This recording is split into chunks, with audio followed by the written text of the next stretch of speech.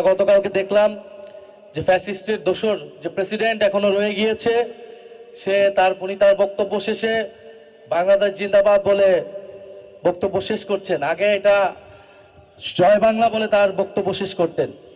তো জয় বাংলা বাংলাদেশ জিন্দাবাদ হয়ে গিয়েছে। এখন বাংলাদেশ রাষ্ট্রটারও এখন এই পরিস্থিতি, যেখানে জয় বাংলা ছিল সেখানে জিন্দাবাদ লাগানো হয়েছে, কিন্তু দেশের আসলে কোনো পরিবর্তন হচ্ছে না।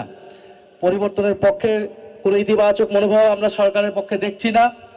মার্চ মাসে আগে মুজিব থাকতো, সেখানে জিয়া প্রতিস্থাপিত হয়েছে, একটা দলের জায়গায় আরেকটা দল প্রতিস্থাপিত হচ্ছে, কিন্তু বাংলাদেশের মানুষের ভাগ্যের পরিবর্তন হচ্ছে না। আমাদের নারীরা আরো নিরাপত্তাহীনতায় ভুগতেছে। ইন্টারিম সময়ে আমরা নারীদের নিরাপত্তাহীনতা নিয়ে অনেক কথা শুনেছি, আমরা নিজেরাও বলেছি।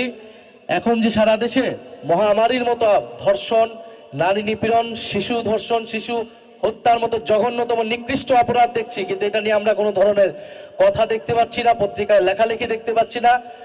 জাতীয় নাগরিক পার্টি এনসিপির দায়িত্ব, সমগ্র বাংলাদেশ যদি চুপ করে থাকে, এনসিপিকে এটা নিয়ে কথা বলতে হবে, মাঠে থাকতে হবে, নারীদেরকে এটা নিয়ে সচেতনতা করতে হবে এবং আমাদের নারীদের নিরাপত্তা নিশ্চিত করতে হবে।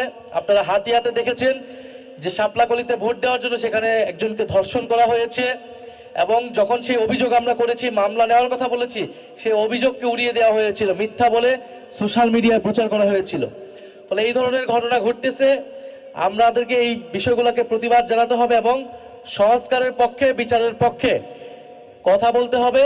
আপনারা সেই বিষয়ে কথা বলবেন এবং পাশাপাশি স্থানীয় সরকার নির্বাচনের জন্য কাজ করবেন এবং সংগঠনকে শক্তিশালী করবেন। আমরা ঢাকা বিভাগে, ঢাকা মহানগরে এনসিপি শক্তিশালী সাংগঠনিক অবস্থান চাই। আজকের আমাদের সাইফুল্লাহ হায়দার ভাই রয়েছেন বিভাগীয় সম্পাদক, এছাড়া যারা নেতৃবৃন্দ রয়েছেন, প্রার্থীরা রয়েছেন, বিএনপি জামাতের যে সকল প্রার্থীরা নেতৃবৃন্দ উপস্থিত রয়েছেন, তাদেরকে আমরা আন্তরিকভাবে ধন্যবাদ জানাচ্ছি।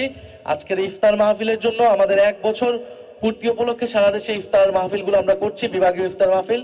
ইনশাল্লাহ ঈদের পরে আমরা আরো গতিতে, দ্বিগুণ গতিতে আমাদের কার্যক্রম এগিয়ে যাব। শহীদ পরিবার আজকে এখানে অনেকেই এসেছেন।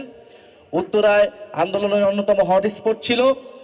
শহীদ পরিবারদের প্রতি আমাদের আহ্বান, আমাদের মেসেজ থাকবে যে বিচারের দাবিতে আমরা এখনো সরব রয়েছি। ট্রাইব্যুনালের চিফ প্রসিকিউটর পরিবর্তন করে দিয়ে যাচ্ছে কোনো ধরনের জবাবদিহিতা ছাড়াই। আপনারা জানেন আমরা বিচার নিয়ে জাতীয় নাগরিক পার্টির আলাদা একটি কমিটি করেছি, যেখানে দেশি বিদেশি বিশেষজ্ঞরা রয়েছেন, শহীদ পরিবারের প্রতিনিধিরা রয়েছেন। আমরা টাইম টু টাইম আপডেট জানাবো এই বিচার কি গাফলতি হচ্ছে কিনা, এবং যদি কোনো ধরনের গাফলতি থাকে আমরা ইনশাল্লাহ আপনাদেরকে সাথে নিয়ে মাঠে থাকবো। আমাদের জন্য দোয়া রাখবেন। আসসালামু আলাইকুম।